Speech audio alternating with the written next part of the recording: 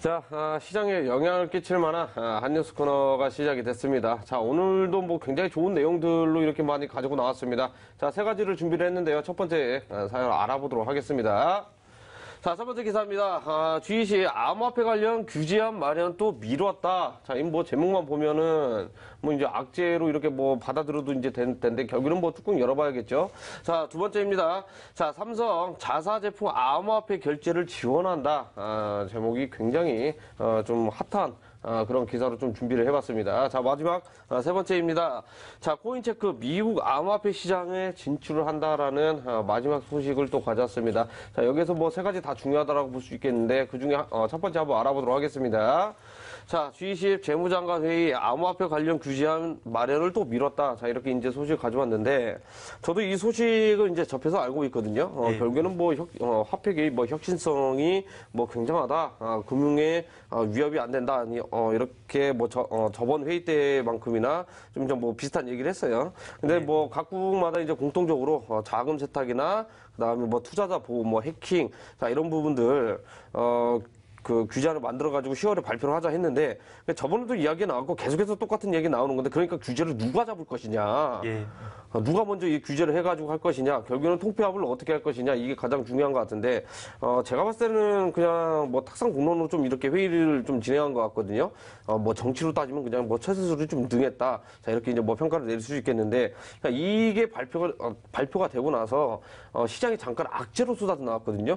소문난 잔치에 정말 먹을 거 없었다, 이렇게 평가를 낼 수 있겠는데, 자, 이 부분이 소스가 앞으로 시장에 어떻게 영향을 끼칠 건지 그게 가장 중요할 것 같거든요. 어떻게 생각하세요? 네, 맞습니다. 이 제목만 보더라면 뭐 상당히 좀 큰 악재가 될 수 있다라고 좀 불안해하시는 분들 혹시 있으시다면 아니라고 먼저 말씀을 드리고 시작하도록 하겠습니다. 자, G20 재무장관회의가 끝났고요. 이 G20 재무장관회의에서는 총 두 가지의 크게 보면 두 가지의 주제를 가지고 다뤘습니다. 첫 번째가 중국과 미국의 무역 전쟁에 관련해서 다뤘고요. 그리고 두 번째가 이 가상화폐를 과연 제도권 내로 편입시키는지, 또 이제 전 세계적인 법적 화폐로 인정하는지 이런 것들에 대해서 다뤘습니다. 자, 지난 3월에 G20 재무장관회의가 한번 열렸었죠. 그 당시에 G20 가상화폐는 자산으로 인정한다. 하지만 여러 가지의 불법이 있으니 각 나라별로 규제안을 가지고 와라. 뭐 이런 식으로 한번 똑같은 얘기를 진행했습니다. 자, 하지만 이번에도 역시나 마찬가지로 자, 가상화폐에 대해서 뭐 실효성이라든지 그리고 가상화폐에 대해서 앞으로의 상승 가치는 인정한다. 하지만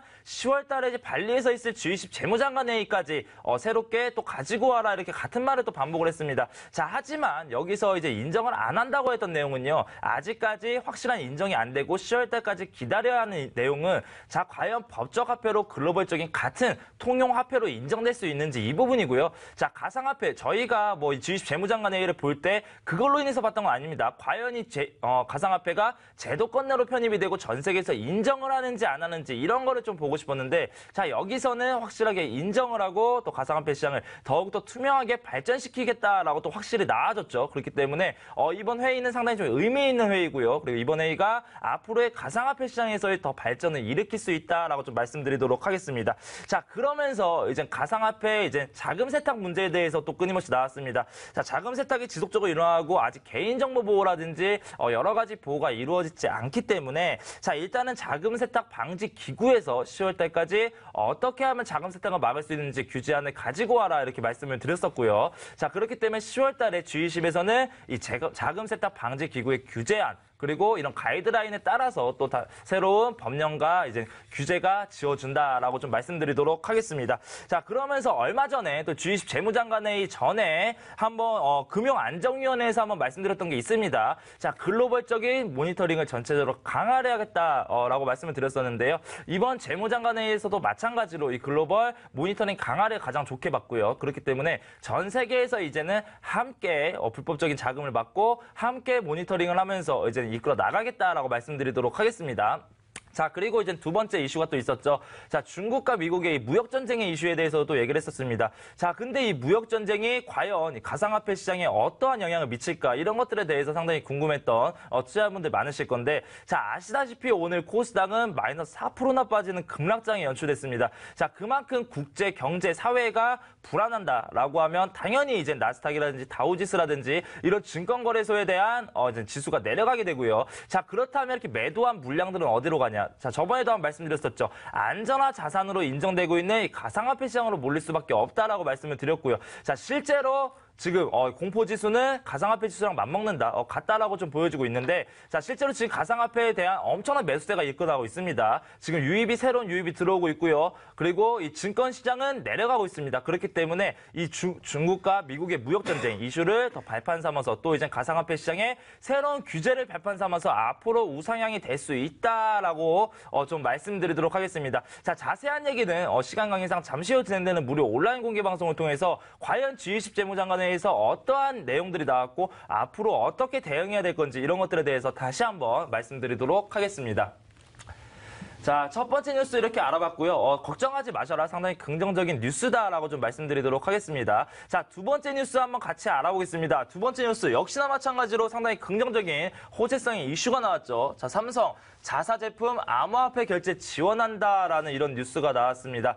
자, 일단 뭐 전 세계에서 지원하는 건 아닙니다. 뭐 일단은 유럽 쪽에 발트 3국에 대해서 먼저 선 지원을 하겠다. 선 테스트를 해보겠다라고 좀 말씀을 드리겠고요. 자, 앞으로 이제 삼성전자에 뭐 이제 TV라든지 핸드폰이라든지 이런 것들을 좀 구매하게 될 때 가상화폐를 통해서도 구매하게 만들겠다라고 좀 볼 수가 있습니다. 자, 그런데 뭐 한국이라든지 유럽이라든지 미국 이렇게 전 세계적으로 좀 유명한 좀 소비 국가에서 이제 진행하는 게 아니고 이 조그마한 나라 발트 3국에서 진행하는 이유가 있습니다. 자, 이 발트 3국 같은 경우에는요, 뭐 아시다시피 상당히 소규모의 나라입니다. 뭐 에스토니아, 리투아니아, 라트비아 이렇게 좀 소규모의 나라가 세 개가 모여 있는 그런 발트 3국이라고 불리고요.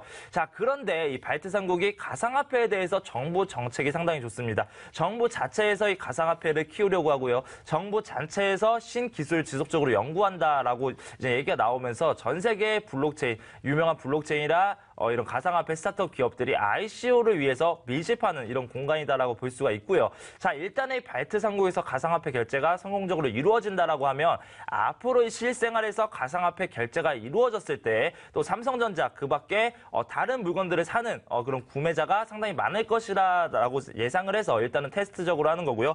자, 이번 테스트를 바탕으로 해서 앞으로 이 가상화폐 시장 또 이제 삼성전자가 또 삼성전자를 필두로 해서 LG라든지 여러 가지 대기업들이 이 가상화폐 결제를 활용한 물품 구매가 가능하도록 만들겠다라고 좀 볼 수가 있습니다. 자, 그렇기 때문에 이것도 뭐 상당히 호재적인 뉴스죠. 이게 오늘 시장을 좀 이끌었던 호재성 그리고 이끌었던 주요 이슈가 아닐까라고 생각하고 있습니다.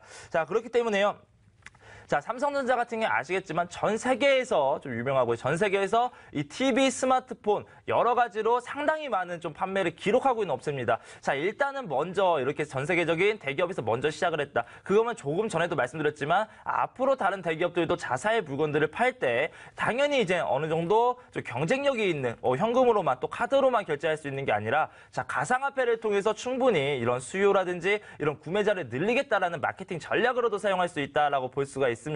자, 이렇게 첫 번째, 두 번째 뉴스를 좀 짧게 말씀을 드렸습니다. 시간 관계상 여러 가지 이슈를 다 말씀을 못 드리지만 상당히 앞으로 시장에서 호재성인 이슈는 너무나도 많습니다. 그렇기 때문에 우리가 대응해야 되는 내용 그리고 앞으로 어떻게 해야 되고 앞으로 좀 주의해야 되는 코인 이런 것들에 대해서는 잠시 후 진행되는 무료 온라인 공개 방송을 통해서 다시 한번 좀 길게 허심탄회하게 말씀드리도록 하겠습니다.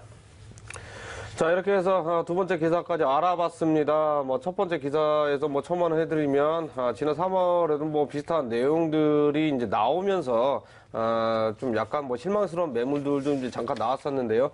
자, 이번 주에도 굵직굵직한 뭐 이벤트가 있습니다. 그렇기 때문에 꼭 늦지 않게 추가 방송 들어오셔가지고 과연 그게 뭐냐, 어떻게 대응을 해야 되냐, 이런 거 알아가시면 수익은 수익대로 나고 만약에 이제 뭐 단타를 칠 때 뭐 손절매라든지 이런 부분들 적절하게 대응할 수 있지 않나 이렇게 말씀을 드리도록 하겠습니다. 자, 그리고 두 번째 기사입니다.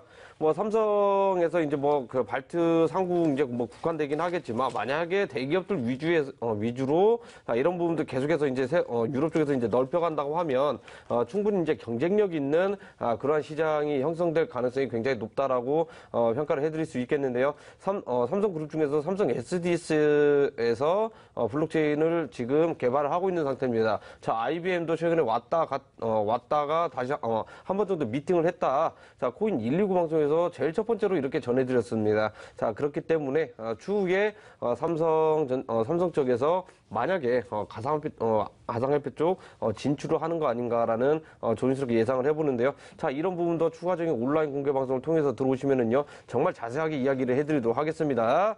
자, 이렇게 해서 두 번째 알아봤고요. 마지막 세 번째 기사 알아보도록 하겠습니다. 자, 세 번째입니다. 코인체크 미국 암호화폐 시장 진출한다라는 소식을 가져왔습니다. 굉장히 크게 호재로 볼 수도 있겠고, 자, 코인체크 거래소인가 인수한 회사가 이제 일본 증권에서 이제 모넥스거든요. 예.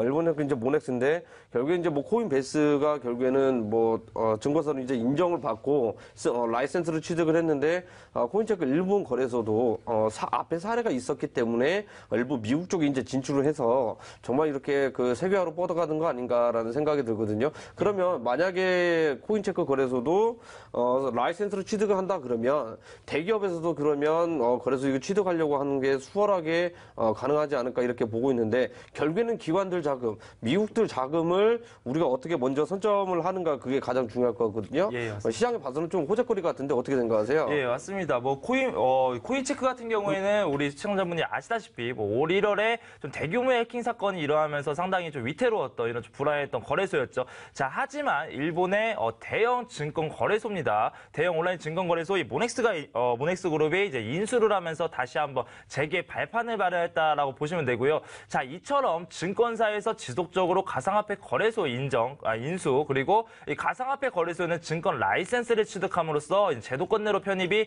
점점 한 발짝 앞서 나갔다라고 좀 볼 수가 있겠습니다. 자, 이번에도 마찬가지로 지난 4월에 이제 코인체크를 이제 인수한 모넥스 그룹이 자, 일본 금융청의 허가를 받아서 일단 등록 신청을 하고요. 그 다음에 사업 확대에 대한 이제 내부 관리 체계가 정비되는 순간 이제 미국에 바로 진출하겠다라고 좀 대대적으로 밝혔습니다. 자, 그러면서 작년 10월이었습니다. 이 모넥스 그룹은 이제 블록체인과 암호화폐 기술이 발전함에 따라서 이제 제2의 창업이다라고 생각한다. 그렇게 이제 가상화폐와 이 블록체인은 상당히 좋게 보고 있고 새로운 시장의 새로운 핵심이다라고 좀 보고 있다라고 좀 말씀을 드리도록 하겠습니다. 자, 이처럼 증권 거래라든지 또 선물 거래를 다루는 미국 자회사가 또 있습니다. 자, 트레이드 스테이션이죠. 이런 미국 자회사 증권 거래소를 통해서 이제 미국에 진출하겠다라고 밝혔었는데요. 자, 마찬가지입니다. 방금 말씀 전에 방금 천프로 전문가님 말씀해 주셨던 것처럼 자, 이 코인베이스에서 먼저 증권사를 인수하면서 이제 라이센스를 여러 개 취득을 하고 이제 제도권 내로 편입 그리고 이제 증권에서도 이제 코인 블록체인 기반의 증권이라든지 아니면 여러 가지 암호화폐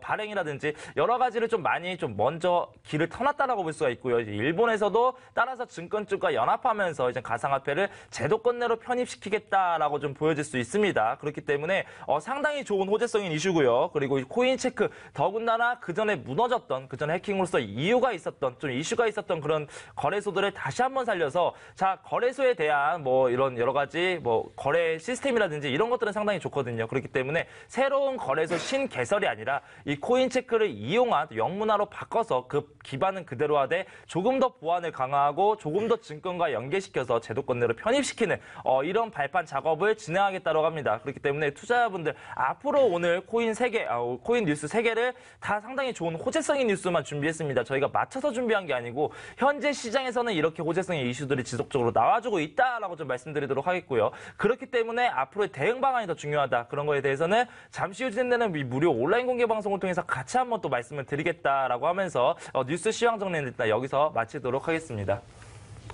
자, 이렇게 해서 세 번째 기사까지 알아봤습니다. 결국에는 초반에 한번 이야기했듯이 미국 시장에 누가 먼저 빠르게 진출해서 결국엔 자리를 잡느냐, 이게 중요한 것 같습니다. 저희가 코인 129 방송 계속 저희가 이제 해드렸을 때 뭐라고 이야기를 해드렸냐면 이 블록체인 세계 암호화폐 시장에서는요, 누가 먼저 빠르게 선점하냐가 중요하다고 볼 수 있습니다. 결국은 세계 최초, 계속해서 세계 최초라는 수식어가 따라다니면서 프리미엄을 가져갈 수 있다, 이렇게 이제 말씀을 드렸는데요. 자, 오늘 이번 주가 가장 중요합니다. 오늘 끝까지 저희 방송 코인 119 방송 끝나면은요, 추가적인 온라인 공개 방송을 통해서 이번 주 이슈의 이벤트가 이제 예정이 돼 있는데요. 자, 이때 시장이 엄청나게 올라갈 것인지 안 올라갈 것인지 중요하게 팩트적인 부분들 체크를 하셔가지고 대응을 하셔야 된다. 자, 이렇게 이제 말씀을 드리도록 하겠습니다.